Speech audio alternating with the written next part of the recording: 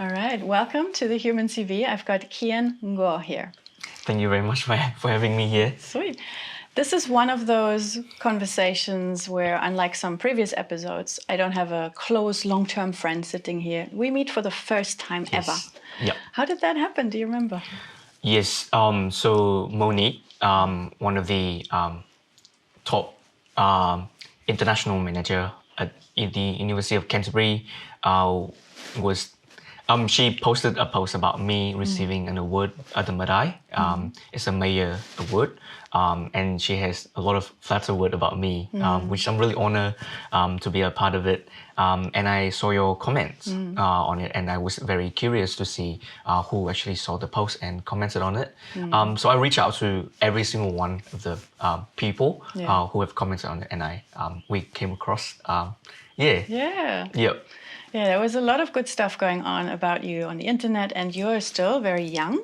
You have achieved a lot of things, and you speak a lot of languages. So today, I think we will have a really good chat looking at your human CV and seeing what strengths do you bring and what sustainable goals you might be passionate about. And then how does it fit in with someone who speaks multiple languages and has experienced different countries at a very young age? So where are you going to take this? We will not know, but we can look back later at this interview and say, that's how it started. He already, spoke very passionately about these things. And so it's super fun as an older Kien to look back at what you've been doing today. That would be, yes, for sure. So what does life look like for you at the moment? You're student lifing. What is a regular week like for you? It can change a lot now. Yeah. After the word, it changed a lot because there are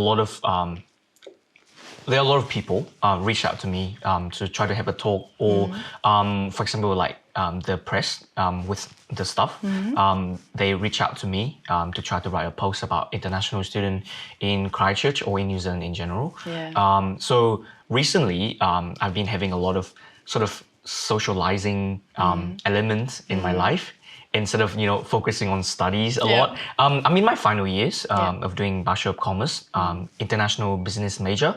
I also do Chinese and Japanese as my other languages. Casually on the side. So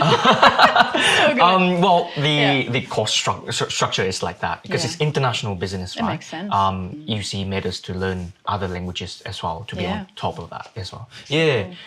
So apart from studies, I just go to uni every day, sometimes different time of the day, but normally in the morning. I attend my lecture if I can make it, to be honest. Sometimes it's quite cold in the morning and try to lie in bed for a little bit longer. Mostly I came to uni, try to do some work or some assignment that's due soon, and attend events, to be honest. Now, toward the end of my degree, I would like, a more balanced life compared to the first 2 years when I'm really focused to see how university is, fitting with my life, and then trying to get used to, the new environment as well. But mostly a lot of socializing, which is, I feel quite guilty a lot of time. Why? Why is that? Because instead of, I have a lot of assignment that is gonna due soon. Some tests are coming as well, and then study for finals. But I always naturally enjoy the socializing part of it. So And you're an extrovert. When I had a look at your human CV, and you did a lot of prep for me, which is lovely. So I see there's a high extroversion here. There's an ENFJ, which means extrovert. Yes. Have you been in touch with any of those like assessments, strengths tests, personality stuff? Yes. The MBTI got introduced to me when I came to New Zealand when maybe a year after I came to New Zealand. At what age was that? I came to New Zealand when I was 15. 15? Yeah. It's a big change. Yep. From Vietnam. From Vietnam. Yes. I was born and raised in Vietnam for the whole 15 years. And I came to New Zealand when I was 15 in 2020, just before the COVID, which is really, really interesting time. I came across that assessment through one of my friends. Like they just casually dropped, what's your MBTI? I'm like, what is that? And I did that, and it has been consistent with that ENFJ, to be honest. And I think it holistically reflects who I am as well. Of course, assessment can't be perfect, but it somewhat reflects the major part of my personality.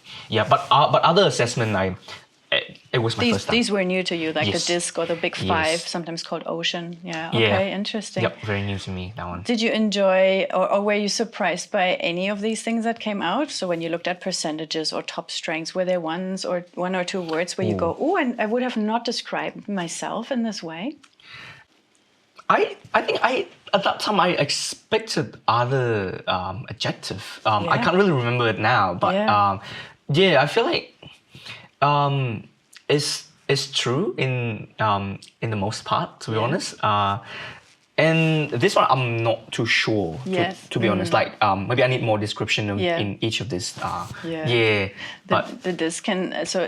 disc profile often gets used by businesses because it's so much easier to remember 4 different things than 16 personalities. That's why they appreciate that. So I've just done a whole year with a company and 60 managers on personnel leadership and skills and development and team management and time management, productivity. So it all comes back to, who are you? Are you super extrovert, or do you cram all your exams in the last minute? You know, are you? You know, it doesn't matter which you are. There's no judgment.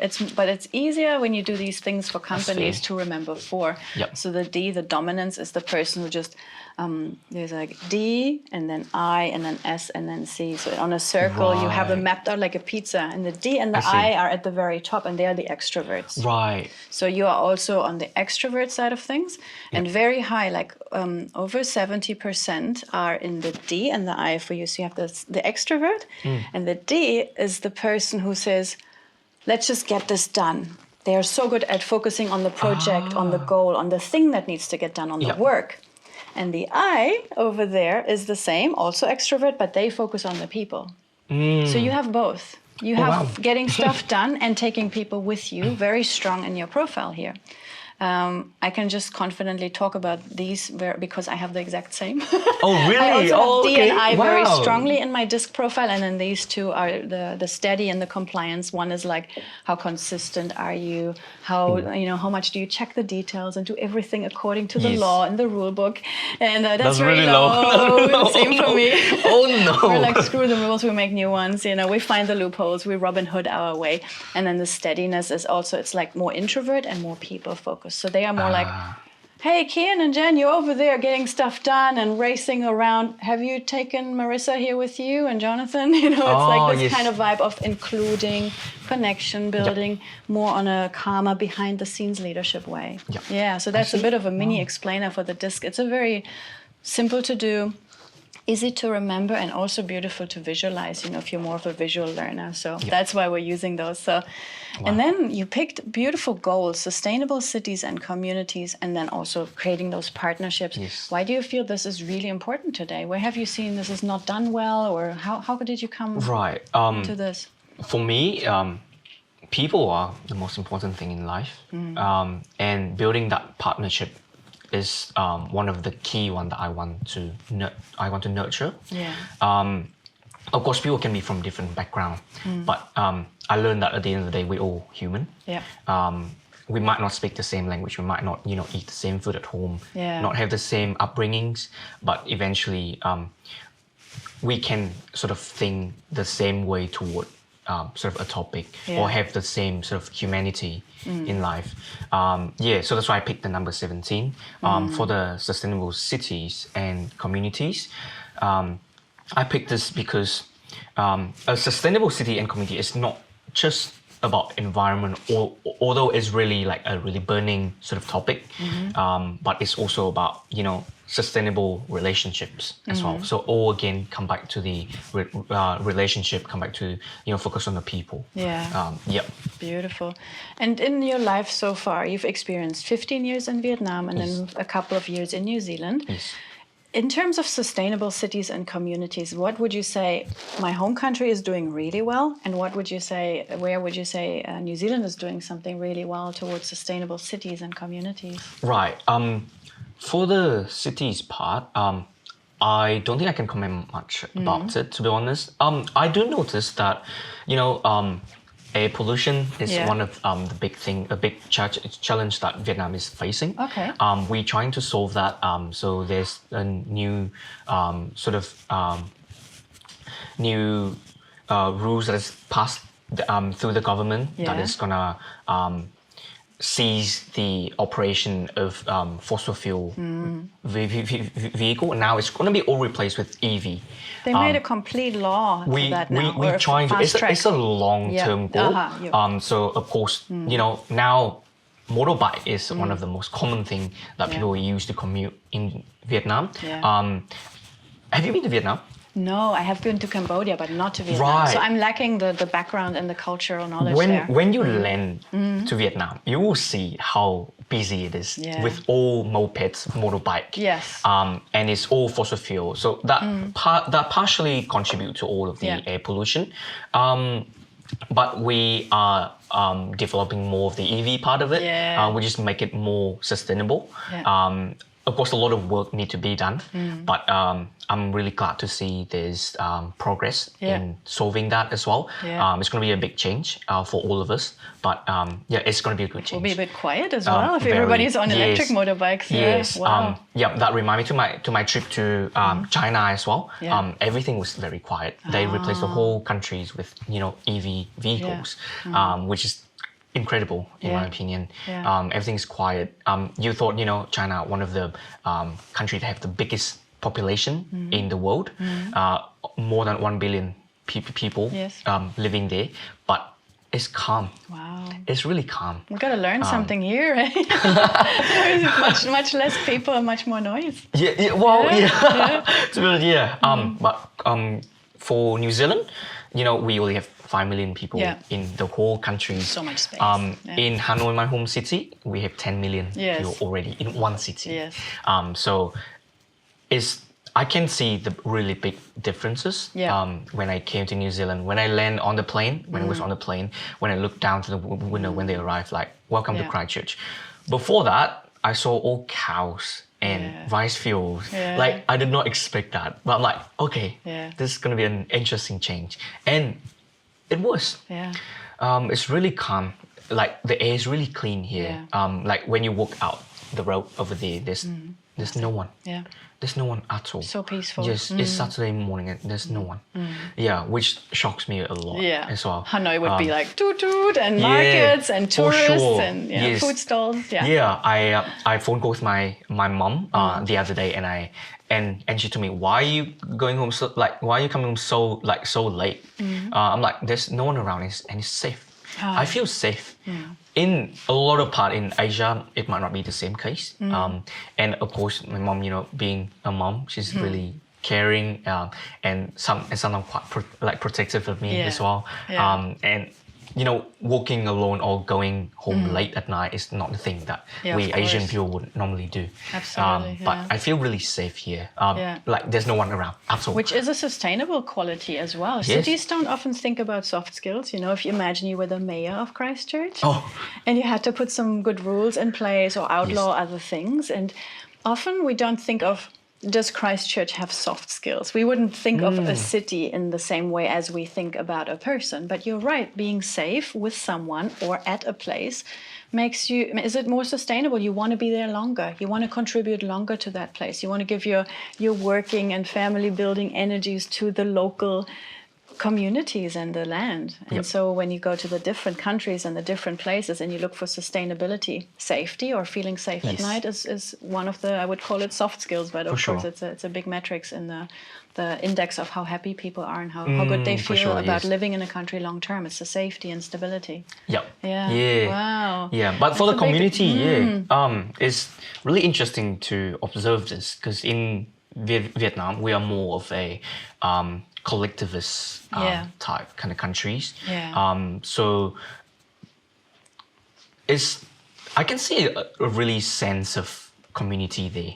Like, people are really close knit. Whenever there's for example, like last year we went through a really big typhoon. Many places got flooded, houses are being damaged, trees got fallen down.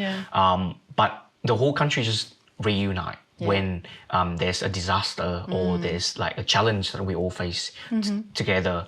And we are really reunited when there's something interfere to our life. Same as back in the day when the war is I heard many stories. I didn't experience myself. I'm like really fortunate to be born in a peaceful time. Yeah. But I heard story from my grandfather, grandparents when they participated in the wars. We're really reunited to go against whatever interfere with our own life. Same as COVID. Yeah. We call it as like war as well. War against an enemy that we never seen before. Like we can't even see it with our own eyes as well. Vietnam is lucky to be one of the country that we can control it relatively quite good compared to a lot of parts of the world that I've seen. It's really unfortunate.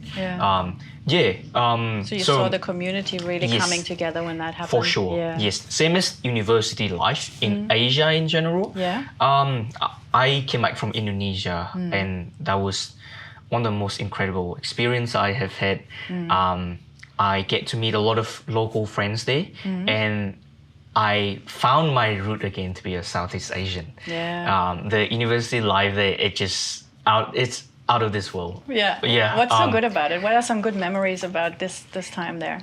I feel like if I stay for longer, be like actually full-time student, there will be a lot of event that they organize, like a lot of case competition. We organize case competition here too, like a business case competition, but in a much bigger scale. You get to meet with more business, more industry, and also meet other friends as well. So you can imagine the population in Asia compared to New Zealand is like really a big difference. And in New Zealand, I can see the sense of community in the friendliness of people. I was shocked when I was just sitting around the park. People walk past and say hi to me. That was really foreign to me, at least. But I love that. Same. When I went back to Vietnam, I brought the same mindset. Like after 3 years of COVID, I went back to Vietnam for the first time. I smiled to people and they judge me. I feel like they side-eyes me. I'm like, what?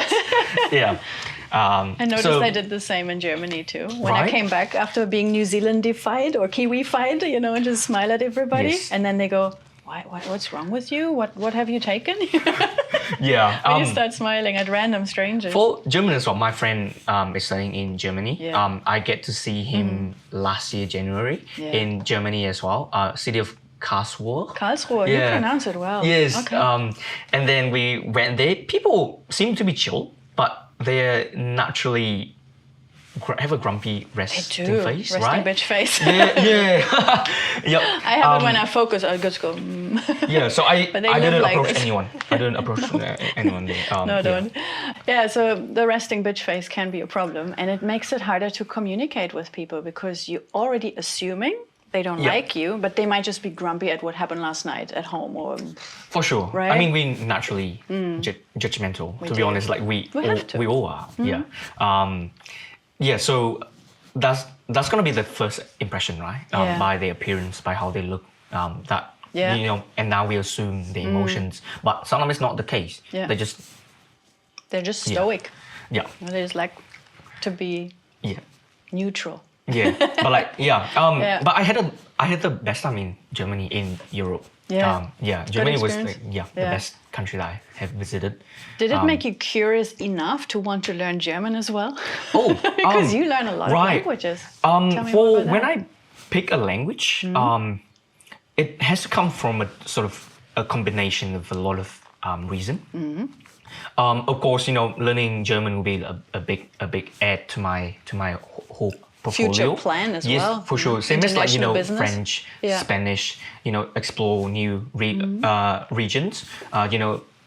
German it can be spoken in Austria as well as Germany. And Switzerland as well.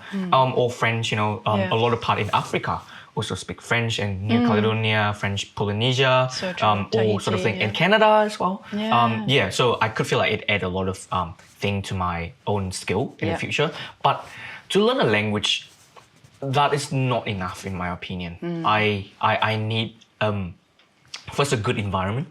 First, in New Zealand, do we have a lot of resource when when it comes to learning those languages. French, I saw a lot of school have been teaching that, but not German. Although That's true, yeah. a lot of high school, at least in Christchurch that I have been through, they normally teach Japanese, French, or Chinese. And Te Māori, of course. With their view of, we want to collaborate more with people who speak in, these businesses who speak these languages as their main trading language. Yes. Yeah. And that come into account. Like, I took that into account, how easy it can be to learn that language. And of course, I need to be generally interested in that language. Am I resonating in any of the culture, any of the element that I want to explore more? And that's the base core motivation that will keep me continue. Not just learn for fun and then stop.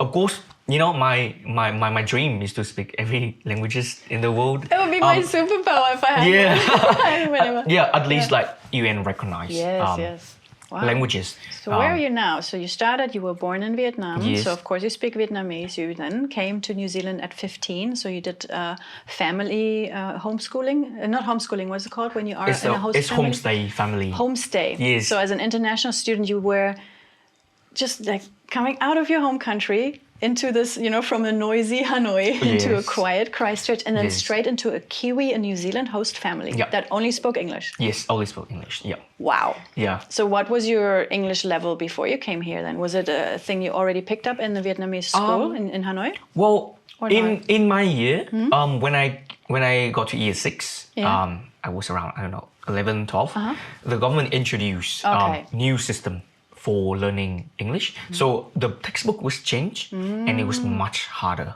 than the previous one. Yeah, so all of the textbooks that my brothers and my cousin have learned is different. Why they make it harder? I don't know. Maybe they prepared for us to be a more global citizen, which is a good thing. But I think now it's even harder than when I was starting to study. So it's keep getting harder, right? But at that time, English was a subject. It's purely just, for me to, get the degree. Get the certificate. Because you had no emotional interest in it, right? No. Not like I'm moving to New Zealand, so I better get on and be able to talk to my host family. So from year 6 to year 9, year 10. So that's our high school, from year 6 to year 9. English is purely just a subject for me. I never use it outside of school. I don't talk to lots of foreigner. I never use it at all. And on the internet, would you read English blogs or watch English music? All Vietnamese. Vietnamese.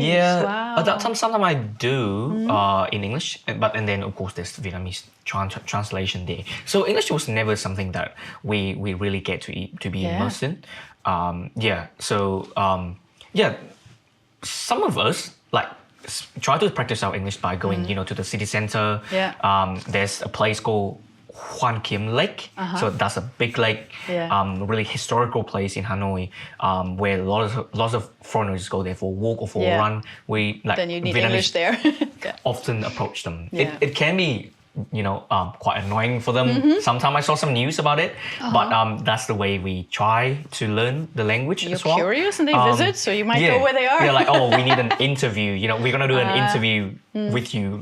Of course, so when someone approaches you about that, you're gonna be like, I'm gonna be defensive a little bit, right? But that's how we Vietnamese learn the language. We are quite different from other countries. For example, like other Asian countries like Singapore, Malaysia, they have English as one of their common spoken language. As well, same as the Philippines. But for us, we all use Vietnamese and only one language.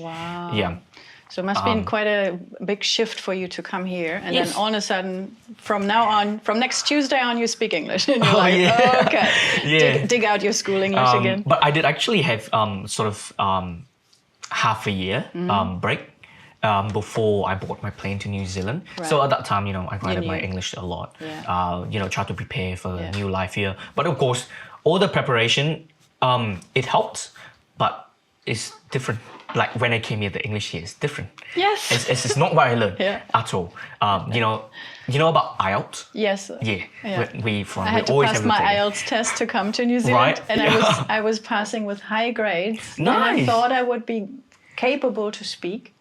And I turned on the it's radio different. and I didn't understand the word. They were like, Yeah. blah, blah, blah, Canterbury. And you're like, Yes, what? yes. So yeah, I was trying to go for that test. At that time, I didn't need an IELTS to come to high school. I just need my transcript in Vietnam and that's it. And then they would teach me English there if I really need to. Yeah. So yeah, I studied for IELTS purely just to sort of hone my academic English rather than, just like the ability to speak in general, because it teaches 4 different skills, right? Yes, Which is really useful. Reading, writing, listening, and speaking. And speaking, of course. yes. So yeah, I end up learning a lot of words that is like, band 7, band 8, band 9 kind of stuff. Yeah, high which is level like, IELTS. people don't use it here. And they give me a side eyes when I start to use it. Like, are you trying to be like snobby or something? Like, yeah, but people are really chill here. People are really cruisy, really relaxing. Their English as well. Try to use as the most simple word as you can think of. For people who don't have to think about it. Exactly. So how did it go for you? English is very different from Vietnamese already. Like the tones are different, the sentence, everything you can imagine is different. Like as a German native speaker, when I learned English, there was much familiarity. Many roots of the words of English and German are the same. So it wasn't as hard as for you. Now you're also doing Chinese, again, very, very different from English or Vietnamese. And you're also doing Japanese. Yes. And you want to take this into international business development. You want to be a diplomat, I think. So how do you imagine your life will be? And at the moment when you're looking at, let's say, on Monday, you might sit down and study Chinese, and then maybe on Wednesday you sit down and study Japanese. Like, how do you structure your week with that vision of I want to be a diplomat in the future? Yes. So diplomat, that for now, as Kien, age of 21, I just think diplomat is someone who is good with people. Language is one of the most important tools, one of the best tools, the easiest tools to connect one another. Like I can literally speak to you now. Like I can communicate with you, I can understand you. We understand each other. We exchange information in a common language. Like you were born and raised in Germany, right? And I was born and raised in Vietnam, completely different part of the world, but we can still sit down and communicate with each other, which is one of the amazing things I can see about learning languages. So a diplomat as well, I have an observation of a lot of English as like then a native speaker English. They were born in English dominant countries. They tend to not learn second language. Yes, if they don't have to. But right. Usually they don't. That perception has been sort of changing a little bit, which is really good to see. You're more open-minded to different culture, willing to learn different things about different people, which is really awesome. And being a diplomat is about having that personal connection as well as a diplomatic connection as well, because you either represent a countries or an organization, right? Like we might be dealing with different international partner. They might have different upbringings, of course, but if we can break that barriers, turn that into like a bridge, it's going to be really awesome. And that's what I want to see, more peace, more collaboration instead of dispute, discord kind of thing. So how would you say with people saying, oh, AI is doing everything, we have little glasses that translate for us or little chips, where would you make a stand for and say, no, we really need to put in the hard work and the hours and the pronunciation practice and all of that? For sure, it can be somewhat scary. What AI can actually do now. ChatGPT can translate the whole essay in just like 5 seconds in like native level tone, as well. But in the near future, at least in like 10, 20 years, I don't think AI can replace human.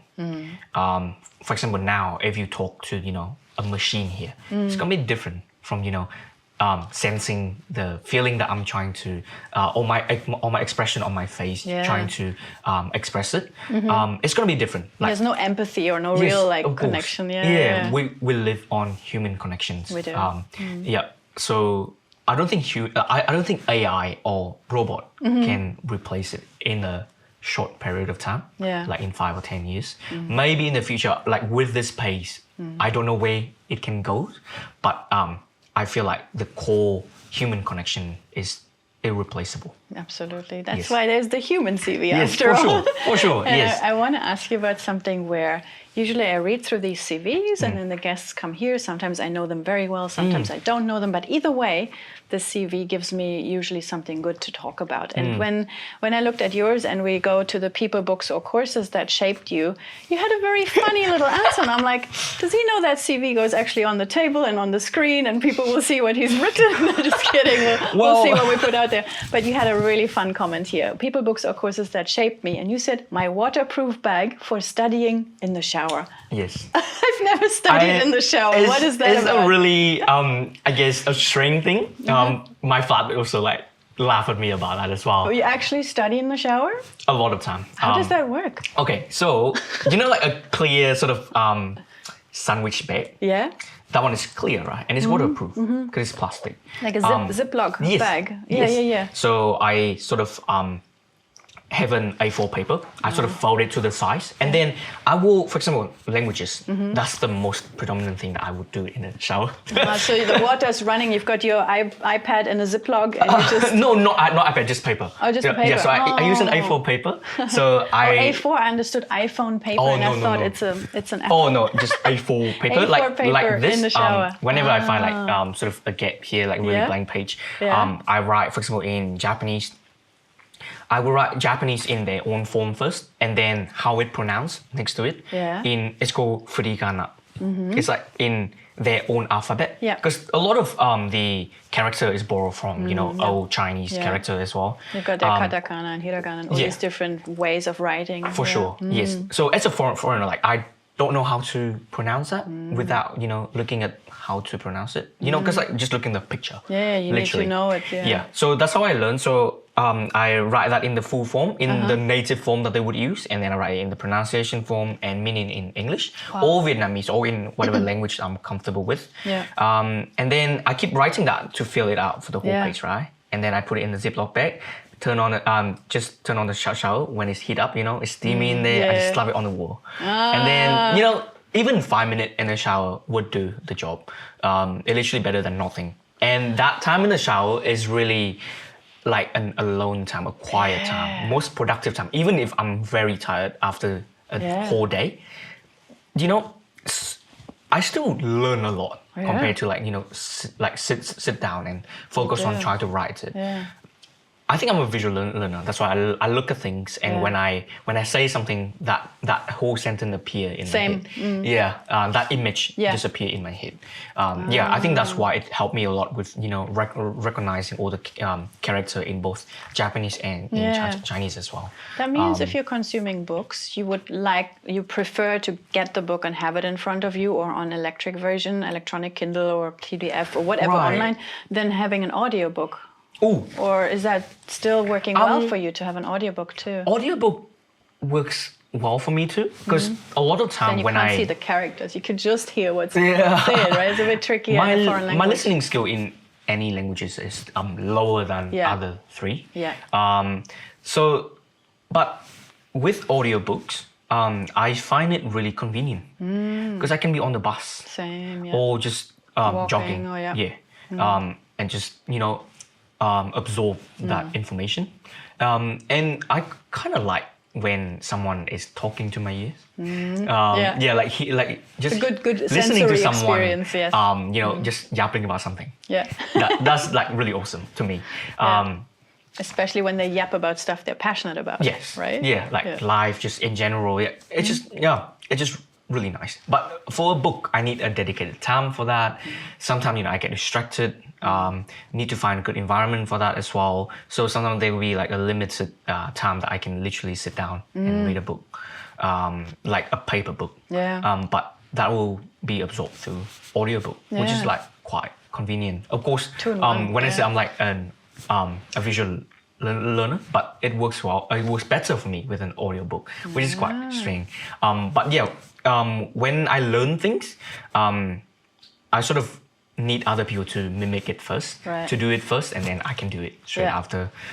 Same as learning languages. So that's the trick. Yeah, I wondered because some people try, there's Duolingo, there's other apps out there that teach people languages, and there's different methods. And I'm sure you might have played also with using different methods to learn. And what is currently your favorite? I mean, yes, you shared with me, the writing and then the translating and using different characters also helps you to internalize it. But when it comes to a general method, have you found your personal favorite? Immersive learning. Immersive, the luxury top, tiny little. Yes, that that's the most best people thing can't do ever. Yeah. Literally, my progress in Chinese is much faster than Japanese when I started. It was during COVID. I didn't get to speak to anyone with it. Just try to listen to a lot of podcasts or watching YouTube video of people teaching Japanese, like Japanese people speaking Japanese, but there's never that interaction. And same as when I come to New Zealand, the best environment to learn English ever. Your host family, I got forced to try to express myself, try to use the vocabulary bank that I have, try to get it all out. And that just trained my brain to make that it's like a long-term memory. And that is like the first step of building, your profile in that language as well, like that part of the brain in that language. Chinese, I have been to China like 3 or 4 times this year. I always make myself really inconvenient by transiting there. I like transiting in so many places to try to just go out and have a look, maybe just for 6 hours. And that's already made me really happy. Rather than one direct flight that costs 5K, you go 5 short flights and stay a few hours in each. I get you. I'm with you on that one. That's my style of traveling as well, and it's not for everyone. I understand that. I try to brief that sort of plan to my friends. I'm like direct flight, please. Not for everybody, but you get free education in that time. Well, not free, but you invest so much energy and time. But it's authentic, it's immersive, and that's what you want. Yes, to get especially the real deal. In China, although they might be able to speak English in big cities like Shanghai, Beijing, but they purposely want you to speak Chinese first. They have that the pride pride. And that's an incredible thing to have.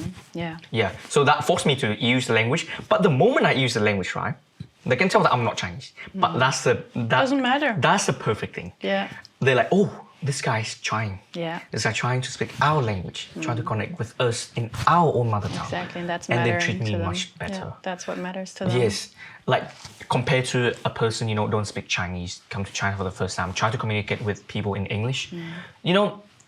Chinese people are generally friendly.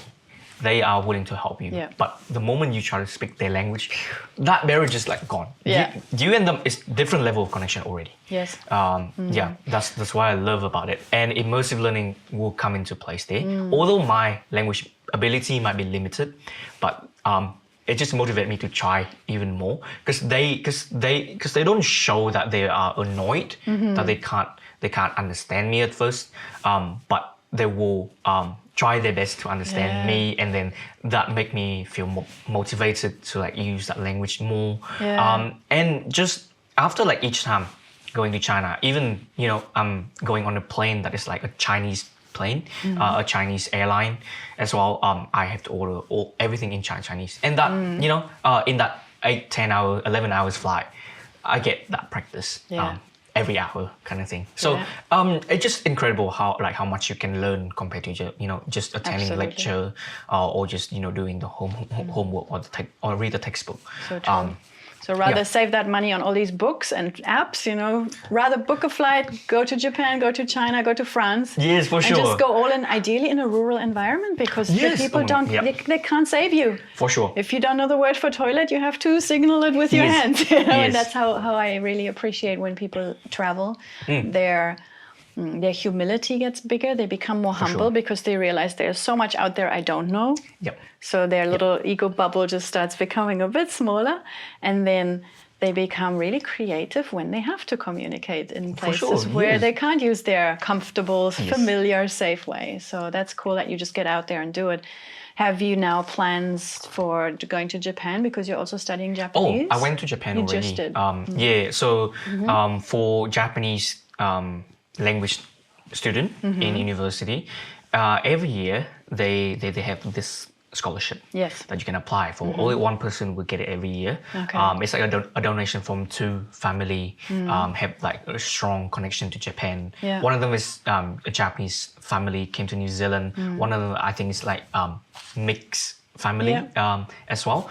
So they're really generous to donate a big amount. I don't know how much, but like, I think like really fortunate amount of money to the university. So they have that fund to give one student every year the opportunity to go to Japan to just explore the culture for 2 weeks. So yeah, I applied last year and I got it, and I went to Japan during January.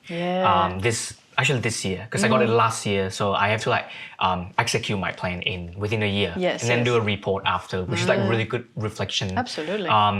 So I get to, you know, sort of a lot of time be by myself in Japan, and I visited some of the city that there's not many foreigner would touch down there. So of course, even in big city, they don't speak a lot of English as well. So that made me wanting to speak Japanese more, even if I'm nervous, right? We're just naturally nervous of being judged. But of course, they will understand. You know, you're a foreigner. You try to learn our language, which is like incredible already. So yeah, a lot of time when I'm still sort of nervous, I try to go on ChatGPT and try to it is correct. And they literally tell me, okay, maybe you should say this more natural, or this one is more formal. And I just use it there. And that experience, that small moment, will just engrave in my brain. And that's how I learn as well. Like that phrase stick with me forever. Yeah, beautiful. Thank you.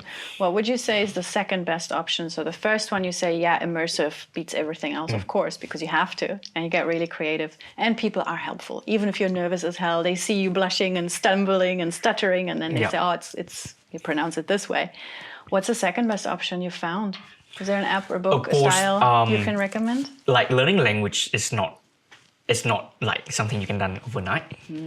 Got to put a lot of time, a lot of effort, and this one is when the motivation come in, right? To try to keep you going. So you have to we have to be willing to put a lot of effort into this. Although writing things all over again might be boring, but it works for you. It might be your way. It might be my way. Like it can be. It might not be your way as well. But find a way that is works for you and try to stick to that. Like try to put a lot of time, even if sometimes you don't feel like it. Just keep going. Like consistent is one of the most important thing here. You rather learn half of the word rather than learning no word. Because a lot of time, and so for you found out the writing helps, and especially when you're learning languages that have different characters, that's even more important. Then you just write it down several times. You take it in the shower with you. You just go all in on that visual time with the new language, with the new words. So when I write things, the way I learn start to come in, like visual learning start to come in. When I write thing, I pay attention in each stroke of the character, and then that image stick to my head, and then that image I try to connect that with like the English or Vietnamese translation next to it as well. So it keeps sticking to me, but I think vocabulary and pronunciation is the most two important thing. More words and speaking them better. Yes. And then you get around more. A word will make a sentence, right? And that's how we start to speak, that's how we start to write, that's how we understand each other. Like, although I might not be able to understand each and every individual word that a Chinese native speaker is speaking to me, but I pick up those keywords and I can guess. Exactly. And that's how we start to learn more and more, right? So that flow is really important as well. Like they take you more seriously too when you start to like actually know what they're talking about. And those keywords come from vocabularies. And they can never tell how much you actually understand. So it's really I pretend, funny. But you fake it to make it, right? So I crack up when I'm in some places where there's not many Germans, and then there is maybe a tourist couple, they're talking about something, and I'm like, okay, listening in, like maybe should I jump in or not? So it's really fun to me that you said earlier when I was, going in it with a fun, hey, you study in the shower, what's that about? But you described it with such joy in your body. You were like, yeah, it's relaxing, you know, and even if I'm really tired, there's these words that are sticking to the shower wall, you know, and you feel like you're productive and you're learning. It's in the coaching, my background, the psychology of coaching and leadership and soft skills and all of that. I've also been geeking out a lot on space design and how do environments contribute to learning and to cohesion and group consensus finding, you know, and can we do, let's say there's 10 people here and we want to nut out a business strategy, you know, want to maybe collaborate with a Japanese trader and like we all talk, the environment has up to 50% of the impact on the outcome apparently. So from natural light to comfortable drink to, you know, cozy, you know, at home feel, this can make so much for the brain in terms of what it can absorb, but also how we show up. And so the shower will create for you in that moment that necessarily bubble for your body to feel good. And when your body is relaxed and it's not in fear, then your brain can absorb knowledge even when it's super tired. So you do it naturally, you do it intuitively right to create the coziest bubble you can think of, even if, you know, student life has hit you hard and you've been up for way too many hours. And you still find, I create something cozy for my body and then I can learn with that last bit of energy. I never thought about this. Thank you. Yeah, when you just spoke, it came to my mind. I'm like, he does it intuitively already. Wow, so that's good. awesome. Wow. I don't notice that. Because when the shower run is quite noisy in there, that means you can just speak word out loud. Like that's how I felt. I can speak those words out loud to try to adjust my accent to see if like, oh, is that similar to what I have heard before? And then no one judge me because no one can hear it. You can even sing them because people sing in the shower. They do. Yes, but my power bill is going up. Yeah, it will. And your water bill. You know that. When another topic I saw on your CV about interests and passions when it comes to the past projects, there was a leadership conference in the UK and you went there. And of course, at each conference, there's two things going on. There's what's actually going on, like the agenda, the speakers, the topics, and then there's the people. And you had a very different experience with one of those. Are you happy to riff on that topic for a moment? Yes. I was very fortunate to be selected as one of the candidates of it's called Youth Fellowship 2025 in Oxford. It was my first time to the UK as well. Congrats. So for me, I treated that as like, okay, I want to explore a new place rather than, you know, focusing on the conference itself. Because I planned some other thing after that. So, you know, visit London, you know, go to Dublin in the Republic of Ireland as well. So try to explore around there. Of course, transit in Shanghai. Get some more language in there. So the conference itself, I have read some sort of review about the organization. Some of them are not the best. Some of them like, okay, they have good experience, cool. But when I experienced it like firsthand, I feel like the people are the element that make the conference worth it. That they bring that people together. Not the content of the conference itself. Agenda can be amazing, but in fact, it's, for me, it's not worth it to go all the way, especially from someone, you know, fly from New Zealand. It's expensive. It's, you know, it's a lot of savings. And it's a lot of effort to be there. So imagine other people from different parts of the world as well. They have to like go through the same journey to be in the UK, and they expected to learn things out of it. I still learn things because the people there are incredible. Now I build friendship with them. They are different part of the world now. Some of them from Turkey, some of them from Lebanon, some of them from Austria and even Spain and or Latin America as well. It's amazing cohort over there. We spend a lot of time together. I feel like I learned a lot more from talking to them than the conference itself. So that's a really good call to any organizers of conferences of any kind, not just leadership, doesn't matter what topic, right? But we can plan as much as we want into the agenda, but it makes only sense if the people are included or involved or really stimulated so that the topic becomes alive or is useful or is done. Maybe you have a good topic, but it's not done in a practical way. But all the people you invite who actually pack their bags and pay for their flights and go to a conference, they are movers and doers and shakers. They want to get stuff done. If the conference topics are delivered too dry or too boring or not accessible or not practical, it will flop. For sure. Yeah. Yes. I think that partially what happened as well. Like they claim a lot of things about, which I will not mention the name of that organization. No need to talk. But they claim a lot of stuff that they do with SDGs. Yes. But it's all surface level kind of thing. Saying or not doing? Yeah. Like they talk about each number and stuff, but we never go into too deep about what it actually means, what actually is happening around the world. Yes. I mean, I can't blame them though. The conference is too short. For that, it's just 2-3 days. Oh, right. I think it's more of the giving us the experience to be around same-minded people, you know, being a different country, and all sort of things, rather than, you know, like an intensive workshop or any learning experience. I feel like I cannot blame them. Of course. But I'm glad that I went. I get to experience that firsthand. Now I have a story to tell you as well, right? The people there, like I cannot ask for more. That friendship that we built from stranger to, you know, feel sad when you say goodbye is incredible thing after just 3 days.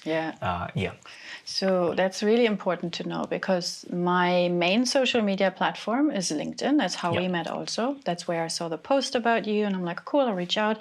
And I feel that sometimes the people on LinkedIn, that's a big generalization right now, you know, but in general, LinkedIn is a professional network. So often people want to, speak in a certain way or show up in a certain way. Now, you are much younger than me. You're half my age. You're coming in there with all these amazing skills, amazing talents, have already had chances to travel and to mix and mingle.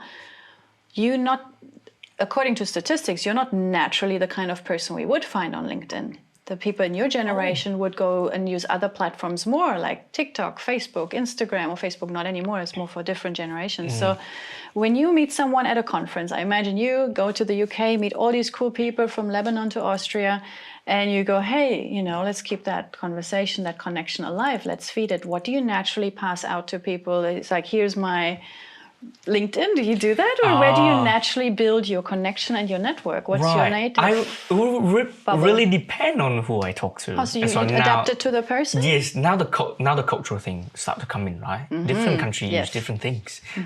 In Vietnam, we have our own social media, Zalo as well. In China, they have WeChat. And of course, in other places, they prefer to use WhatsApp. Other places is Snapchat, like in New Zealand, like this age. Some places like Instagram. So I asked them first, what do you normally use the most? Because of course, you know, when, for example, in New Zealand, Messenger might be one of them. But different people use different things as well within that, you know, country. So of course I asked them first, but when I'm talking to a Chinese person, I naturally ask, do you have WeChat? They'll be like, you have WeChat? Like that barrier just blows their mind. Gone already. It's amazing. So really depends on who I talk to.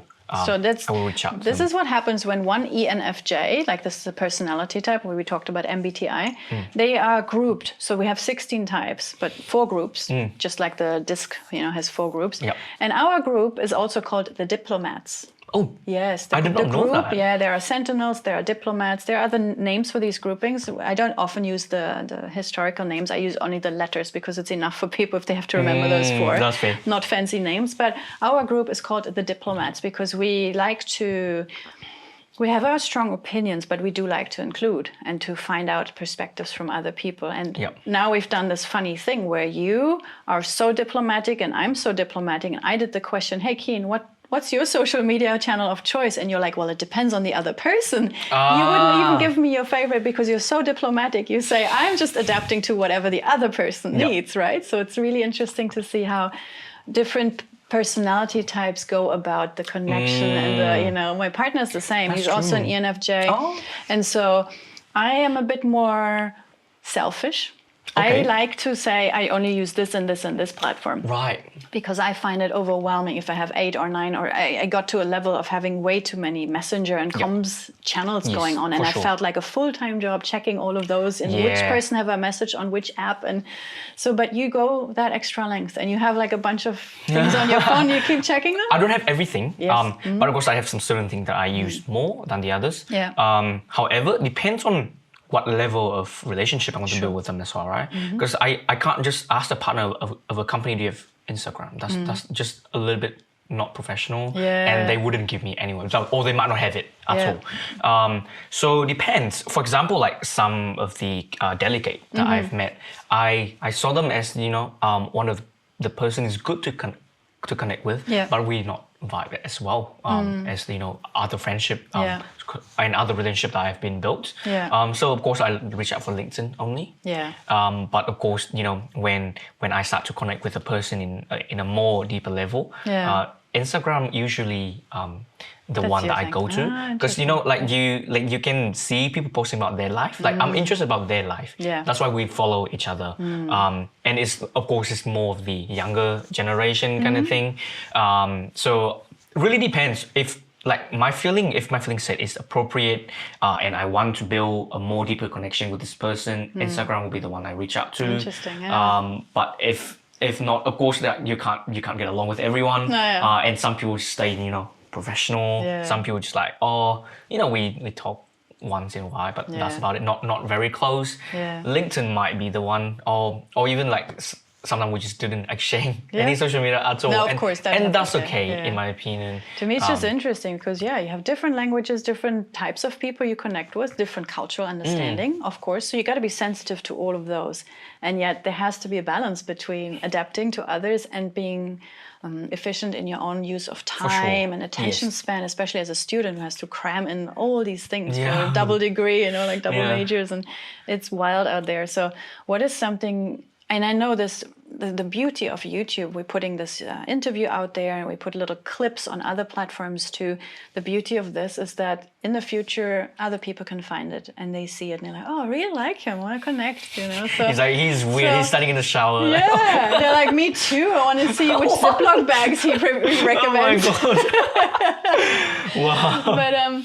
But the thing that I'm thinking about is how would you recommend to other people to, or no, actually I want to ask first, if you had a channel in which you can share your knowledge, maybe your language learning or your student experiences of international commerce and conferences you go to and exams you have to write, if you had to share your personal or professional growth or your story or your ongoing happenings, what would be your channel of choice? Where would you love to communicate outward, not adapting to everybody communicating with you? That's actually a good point, because I'm wanting to build sort of a personal brand now.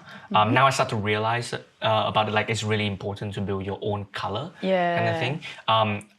Normally LinkedIn I would go for. I share a lot of achievement there, which I don't in my personal Instagram account. It's more of like messaging people rather than posting anything. I need your advice, to be honest. Me too. Oh, wait, what? I need from you, man. I need your advice. Trying to tap into your knowledge. Next generations, different channels. Maybe you tell me an app I haven't heard of, which is a new Zalo I've never heard of. So here we go. It's a thing that is developed for just all Vietnamese, and they're gonna link payment method and stuff as well, which is like really close to what I have experienced in China. All in one app kind of thing, which is gonna be very convenient. WePay, all the things. They do well on that. Yes, for sure. But where would you communicate outwardly? What would be your do you like videos? Do you enjoy writing long form? What's your, or is it the LinkedIn because you know the people I want to meet are on there? Yes. It's there. Like it's a platform that I want that type of people to see. But of course I'm still thinking about it, but I want to build sort of something else as well that share more of my passions. Because just a random day of me trying to apply for a visa, for example. I want to share that, but I don't know where. Day in the life. I don't know where to share that, because it's weird to share that on LinkedIn, but is it though? Let's question that. Let's question that. True, I can I've phrase seen some super good content creators hijacking the way LinkedIn works. And I found myself also starting to put out more personal and private posts, whether it's a personal rant about a topic I don't enjoy, or whether it's I was in hospital a few months ago. It was really bad with my health. I almost died. So I chucked on some pictures of me in an ambulance, and people were like, oh. And then conversations started, and things have been picked up from years ago, because on LinkedIn you can't put in an out of office response. Like when I send you an email and you put an out of office, and I know instantly, oh, Kien is off to something. He's, going 2 weeks silent in Japan or whatever. But on LinkedIn, you don't know. So I feel that LinkedIn needs more personal stuff. For sure. Yeah, because it stands out. Now you scroll through your network, through your feed, often you see some humble brags. Oh, I'm so delighted to announce that. And then some people use it. You see a lot of AI generated content. People chuck their thoughts into chat, and then it comes out, and you can notice in the way it is being written. So I do feel we need more authentic human connection on LinkedIn. What's your thoughts? Yeah, are we going to revolutionize this feed now? Probably. Yeah, share some day in the life of a student, or applying for a visa, or find the best Vietnamese food in Christchurch, or whatever. Oh yes, that's actually true. Yeah. I can see your head going, okay, I got to start on something now. I have a lot of things to share, to be honest, but I normally share it through, coffee chat or conversation between, like, if we have like a private catch up kind of thing. I often share it there, all of my story. I do sort of, my inner self wants that one to be sort of out there a little bit more, because I feel like a lot of people can relate to me as well. And not many people talk about that. Exactly. Yeah. One of the platform though I use is a Chinese platform. It's called Little Red Book, 小红书. They share about every single thing. Like they capture your interest really quickly. That algorithm is incredible. So it's like Facebook meets LinkedIn, or like personal life meets professional. It's chat, more of it can be a professional platform as well, but people more like they share their experience there, and it's very aesthetic. Like that level of aesthetic is really close to what I am, because it's an Asian platform, and I love looking at that. It's incredible, like the way they design things. It's just nice. Hang on, in my head, in my stereotype head of what is Asian design, there's two things in my head coming up: either crazy, colorful, kawaii, pink, and kitty cats and stuff everywhere, or Zen Buddhism, minimalist, Shinto. Right. Interesting. Because my perfect, interior design would be the minimalist sort of Zen vibe. That's me as well. Yeah. That's me as well. All very, aesthetic way to do the calligraphy. That's what I love about. And that app is more on the minimalist side, on the clean. It really depends on the content creator. Okay. So they can be everywhere. They can be out there. They can be very bold, very impressive, but they can also be very real, very minimalistic. So how can we take that goodness from this Little Red Bull app and turn it into a LinkedIn thing for Kiwis? True. Yes. I take a look at this app after our conversation. Yes. Have a look. Yeah. I will show you what my feed looks like as well. Like they share about everything. I wish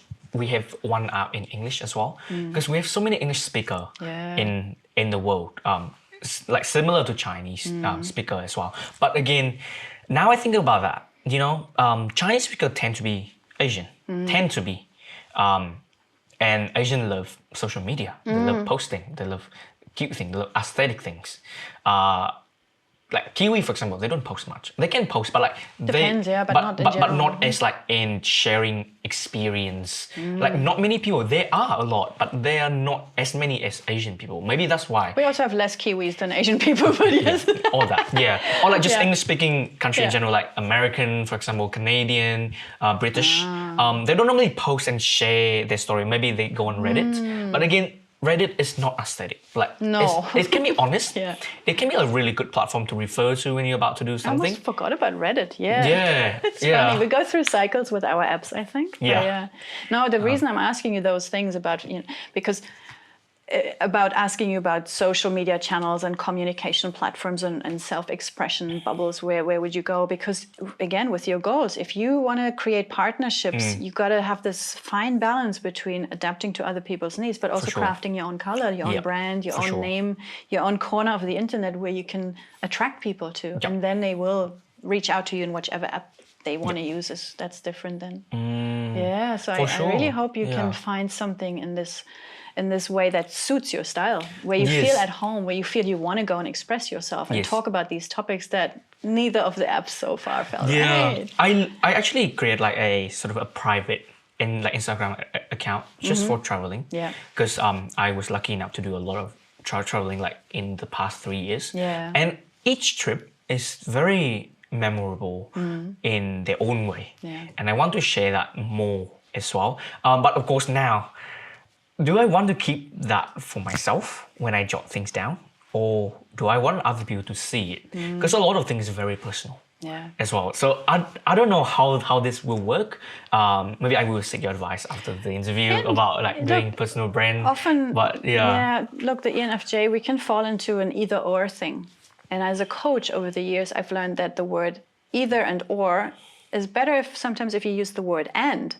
So you can still do your personal notes and your personal photos and you keep all of that. And you might still release some of it, maybe later. It doesn't have to be right now when you're feeling anxious about your musings and your writings. Yeah. Maybe in 5 years' time, you look back at, this Kien of 2025 and you're like, so I've done my note-taking, I've done my photography, I've chucked it on my private Instagram channel, and now I'm taking the best 20% of that and write an essay about it, or a long-form mini documentary or short film, or whatever you make out of it. It's not an either or, like either I put everything out right now and feel awkward, or I keep it all secret. There could be an and, Could be an not and. either or. Yeah. So that could be a way for you to go, ooh, I'm going to put all my effort right now into this current student commitment that I have, final year. Yeah. When is it done? When can we? November. November, a couple more months. It's all done. And then hopefully the graduation will be in April. You come back here and we party before they graduate with sounds April good. in April. We bring all the other human CV guests together nice. and get to know each other. Whoever can make it, of course. There's always some people who have families or live now in sure. other places. So there will be gatherings happening and you're always super welcome to meet the others and create these partnerships for the goals locally. Yes. And then it goes global. That's always how it starts. Sounds good. Wow. Yeah, so you can be the human CV diplomat now. I'll put that hat onto you. Oh no.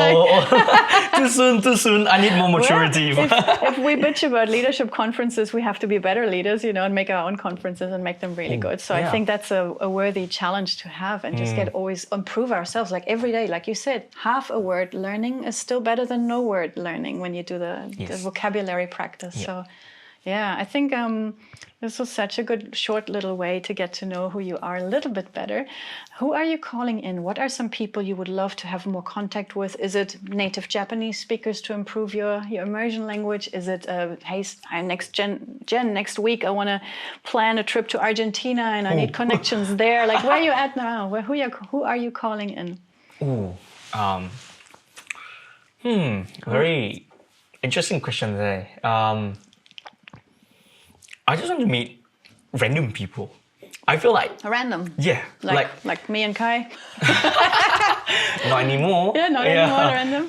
But like it's incredible to see, to see the difference between how we judge that person based on just the first impression compared to like who they actually are. Yeah. It amazed me a lot.